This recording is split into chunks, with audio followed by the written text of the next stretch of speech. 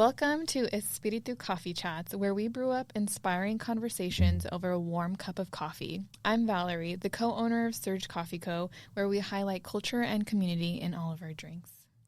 And I'm Arlene, the owner of Lunaso Wellness. As a holistic realtor, interior designer, and spiritual coach, I'm excited to bring a unique perspective to our chat. Together, we'll explore the world of herbalism, spirituality, and the entrepreneurial journey. We will also dive into our Latina backgrounds and how we navigate the everyday world. So grab your favorite mug and settle in, and let's dive into today's chat. We're back.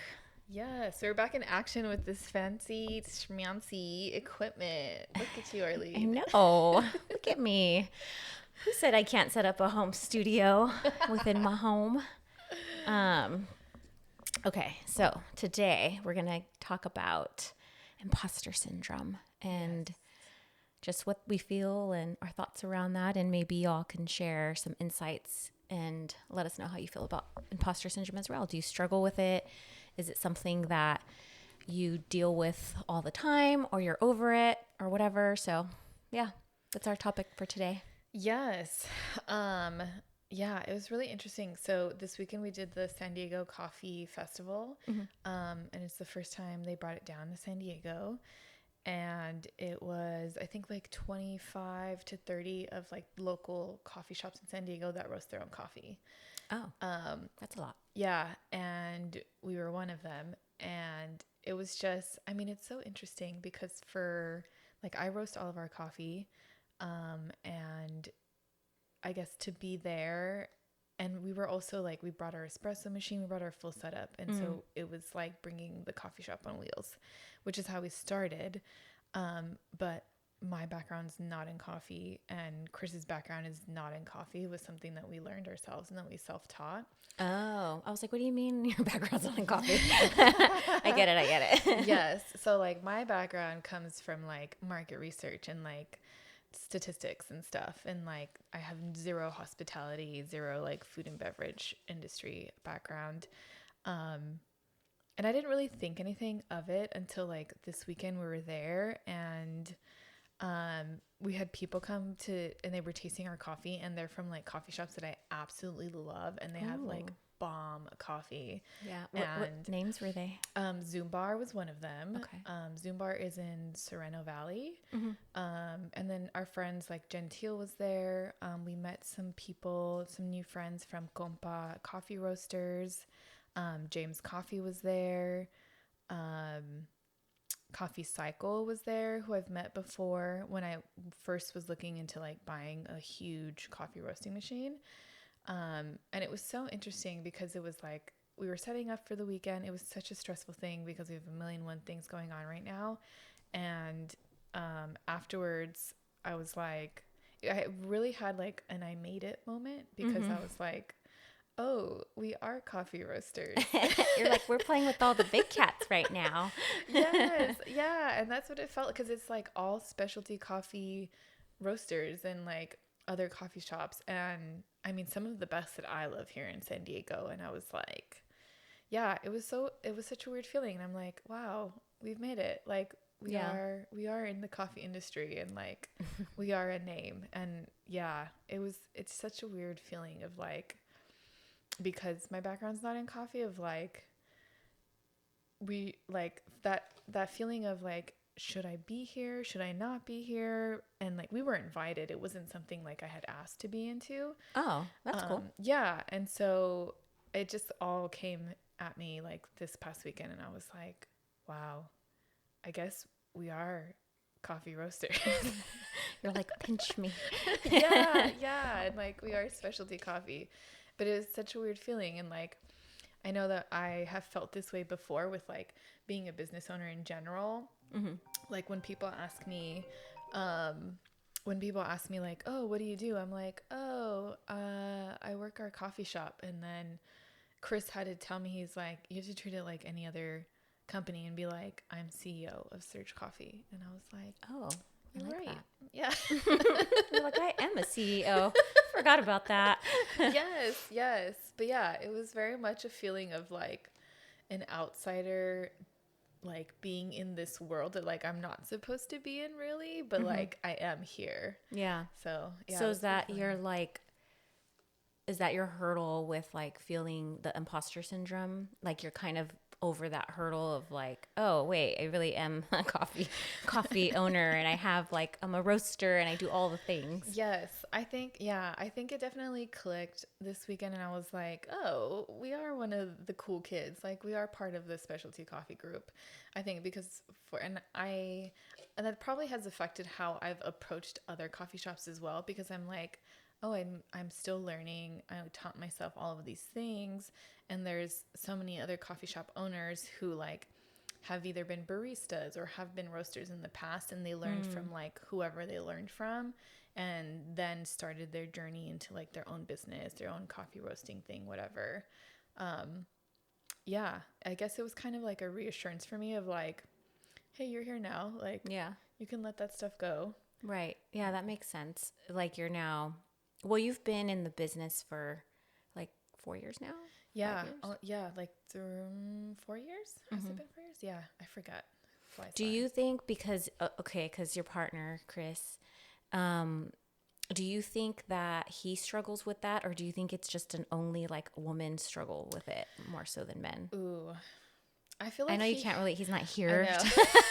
but we're just speculating. I'm just going to assume based off how he reacts, because there's times like, so we'll both work the coffee shop as baristas, and he'll make a drink, and then people will be like, oh wow, this is really good, and he'll be like, thank you, and like just like no reaction. He's like, duh. Yeah, yes, it's very much like, duh, of course we made it to be really good. And then but I'll work the coffee shop, and they'll tell me like, oh wow, this coffee is really good. I'm like, oh, thank you, we really appreciate it. And I think it's also because he's a little bit more removed, where like I'm making the syrups, I'm roasting the coffee. And so I kind of like cooking, I guess. Like when you're feeding someone, you like are a little bit more. You want them to like it. You're like, it tastes good, right? It tastes Yes. good. Like I poured myself into this. Please tell me it's good. Like that validation. And plus he's a man. I feel like it's different for men. So I don't know. I think, I don't think he has that same imposter syndrome that I have. Yeah, I definitely feel this past year I probably got better with it, because a lot of the things that I do, like people get certification, so like a yoga certification, astrology, human design, all that stuff. I mean, not all people do, but for me, I felt like I always had to get something, like a piece of paper to say like, oh, you're here and you know what you're doing. But then in the long run, I'm like, but you still feel that way, even though I have all the certifications. True. I still felt like, well, I don't know though. Maybe I'm not still good enough because I don't have thousands of experience or years or whatever. Right. Yeah. Where now I feel like, I don't really feel like that as much when it comes to, as far as like being a reader, like human design and astrology. I've been reading for, over, I don't know, like 7 years, I think at this point. And I did do certifications. And a lot of it too was just self-taught for the most part. And then I would do the certification just because I felt like you need a paper. Right. Or if somebody asked you, you need to have like some sort of credibility or whatever. And then last month when I did the event, it was called an expanded event, and I did my first like big speaking with like, I think there's like 80 people there. Nice. And I talked about human design, and I just literally went up there, and I wasn't even like, I initially thought I was going to be really like stressed out or like scared or whatever, and I was just like, I'm just going to treat it as if I'm talking to a client. And so that's kind of what I had in my mind. And then it was just like, okay, then everything just kind of like came out. And then the reaction afterward, people were like, you really like know what you're talking about. And like, but you also made it land. Cause sometimes like, you can like learn from somebody, or like somebody could give a presentation and you're just like, I don't get it. I still don't get it. Like I'm still lost. So it felt like, okay, good. Like that's something that's really important to me. And I think I always have imposter syndrome in that way. Like, is it really landing? Because human design astrology could be so complicated that you're trying to like, complicated. not dumb it down, but you're trying to make it land and relatable for whoever, Yes, you know, like you're layman's talking to. term for the people who aren't like experts and like someone like me. Yeah. Yeah. Yeah. So I'm like, you get it, right? So that was really nice. And then I think just even, I mean, I'm just the type of person who I'll throw myself in there, and I won't even like, I don't really overanalyze a lot, but it's not until I think maybe where I feel like I'm comparing myself to somebody else. Okay. So the comparison is where it's like, oh, or if I see somebody else doing it and then I'm like, wait, maybe I'm not that good. And I see so many people who like they don't even know what they're doing, but Right. they're amazing.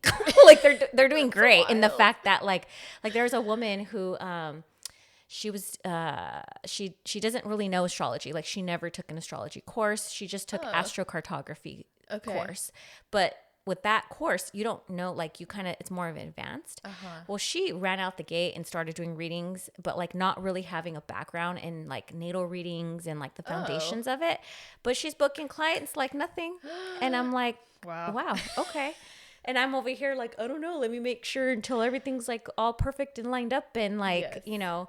So I see somebody like that and I'm like, that's so cool. Like I wish I had like kind of the balls to be like that. But then something about it doesn't feel right to me either. Like I feel like I don't want to also be a false like representation of whatever it is, right? So there's a part of me that's like, that's cool to be that way, but I don't know if I want to be that way. Yeah. I definitely, I can agree with that. I think, and the same thing, that's probably how we approached coffee, and how I approach it is like, because I'm so new to it and I'm still learning, and like I haven't had that much practice. When I really think about it, it's like been 3 years, 4 years maybe.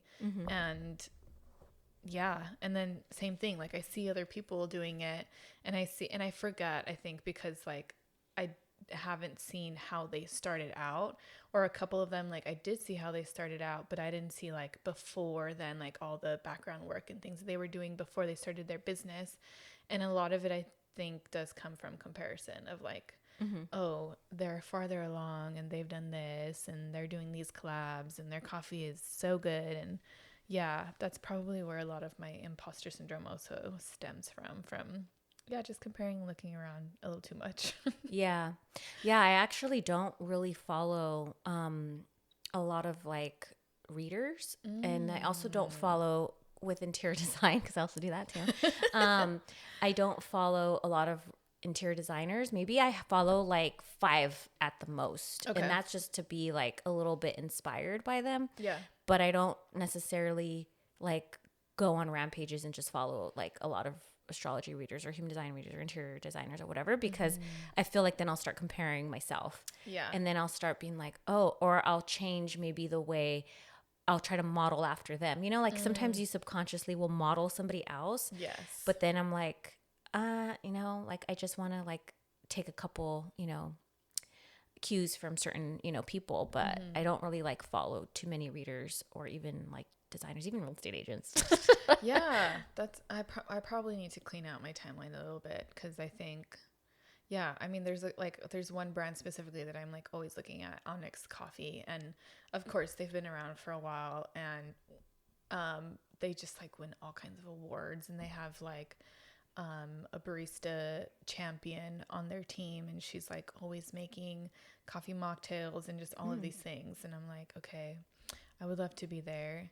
Or even other coffee brands here in San Diego, and like opening new locations next to like cannabis dispensaries. And I'm like, damn, I really want to do that. And I'm like, okay, we're still early in our journey. So I think, probably focusing a little bit more inwards than outwards, I guess. Yeah. I mean, I don't say like you shouldn't follow other people, but I just think there could be a point in time where if you start feeling like you're comparing yourself to somebody and it feels a little like unhealthy, or you're getting a little like sassy about it or bitter, then maybe that's the time to take a break from that person or from that account, I guess. And like, you know, maybe rethink, because it's also nice to also be like, I want what they're having, like what you're saying. And that could be motivating, but then there's also like, but will I ever get to that point? And I think that's when the imposter syndrome could start to kick in. And that's like imposter syndrome with everything, like even going to school. Like I was like, I feel real dumb sometimes. And I'm not the brightest berry in the bush. So I used to feel like, you know, feeling like, oh, I have to do so good in school and all this stuff and like overachieve, when in the long run, like for what? Yeah, when it's all our individual journeys. Yeah. Yeah. And I don't know. I do feel like men do deal with imposter syndrome, but I think women, we tend to vocalize it more, or we tend to like internalize it too, I would think. Yeah. Yeah. I definitely think I internalize it more. And when I think about it, it probably stems from like wanting to have a really good product, like a coffee that stands out. And also because for me, like food is such a love language that it's like I literally want to metaphorically like fill your cup. Like I want to feed you. I want to feed your soul. Like I want you to feel good when I'm giving you whatever it is that I'm doing. Because even when we invite people over, that's kind of like the feeling I have. Like I want you to feel nourished. And yeah, sometimes people don't like it. And I'm like, ooh, it stings a little bit. You're like, thanks, don't leave a review. Yeah, I know. They left a review. Their coffee is watery. And I'm like, oh, damn. Is it watery? I don't think your coffee's watery. No, I mean, I could see how it is watery with the syrups. But yeah, then I'm like, ooh, am I roasting this right? Like, and I think because it's, I mean, coffee, there's so many people who love coffee, different types of people who consume coffee, from like, they just want their standard drip. They don't really care. They want to pay like $2 for it. They just want caffeine, period. Yeah, that's my husband. Yeah. He doesn't need all the bells and whistles. He's like, just give me my coffee. Like, that's it. Or my espresso. That's funny. That tracks with his career too. I can see that with him. Yeah. And then yet there's people who are like, oh, what farm is this from? What region is this ground? And like, we had people ask that this weekend, and I was like, oh, I'm glad I know these things, because yeah, that's true. Because if not, it just feeds into like, oh crap, like, am I being an imposter? Yeah. And I think like, you just know, you know your shit. Yes. Yeah. I've spent a lot of time learning, putting emphasis on what we're doing and being really intentional about what we're doing. Yeah. And that, I guess the imposter syndrome, it comes and goes in waves. And yeah, I just felt like this past weekend, I was like, oh, I am a coffee roaster. I'm here with the other specialty coffee shops, and people are saying that we had Ethiopia was like the one bean that really stood out for people. And we had some people come at the end. They're like, well, we really want to take some coffee home to buy, but we can't decide between you or this one other place. And we're like, oh, interesting. I'm like, oh, that's really nice to be considered. But yeah, it's just this weird feeling. I think because it's such a new space for me, maybe. But yeah, it comes and goes. Some days I'm like, oh, we're here and doing such a good job. And other days I'm like, do I belong here, or should I be in the coffee industry? So, yeah. I think for me too, it comes and goes. I think I'm a lot better at it now, because I feel like my worth's there, and I've gotten more, I think time. Sometimes you just need time, but again, there's also a point where it should start to fade away. Not completely saying like, you should never feel like an imposter syndrome. Actually, but I also think like, kudos to you if that doesn't ever like come to like, I would love to one day wake up and not feel like that feeling at all. Yes. But you're going to always, and I feel like when you put yourself in new situations, which means like it's a new growth, then that feeling's probably going to come up. But then it's kind of like, oh, you're back again. Okay, well, let me like, what's that called? Like peel the onion on this, or like, let me go into like, why do I feel this way? But I think for the most part, I don't necessarily feel that much that often. I think it's maybe if I do go into public spaces, like I'm going to do, an event this month Nice. at the 7th house, and it's this Rise Up San Diego. Oh, cool. And it's like I don't know, for women, like a woman networking circle type thing. And it's a fun event. I'm super excited that I got invited, and I'm going to do human design, like a little Ooh. quick presentation and then do little mini readings. But even then I'm like, oh my God, this is like a big group. Like, Yeah. I don't know. Like, I'm surprised like they even found me and reached out to me. So like there's that whole like, wait, what, me? Yes, You know? And yes. it's like, no, Arlene, yes, you. Like, you've been, you need all, like, this is what you've been working towards, like to, and it also is like, you know, working in it with my being a projector, like, you know, you're being recognized, you're being asked, you're being invited. Yes. And so so there are times where I'm like, oh, but am I like good? Because there's so many other, you know, readers here in San Diego. But I'm just like, oh, okay. Like, I'm getting a name out there, and like, it's cool. And I feel proud of that. But then there's, again, like I said, when I have to speak in front of other people, I'm like, oh, I don't know. Like, am I really that good?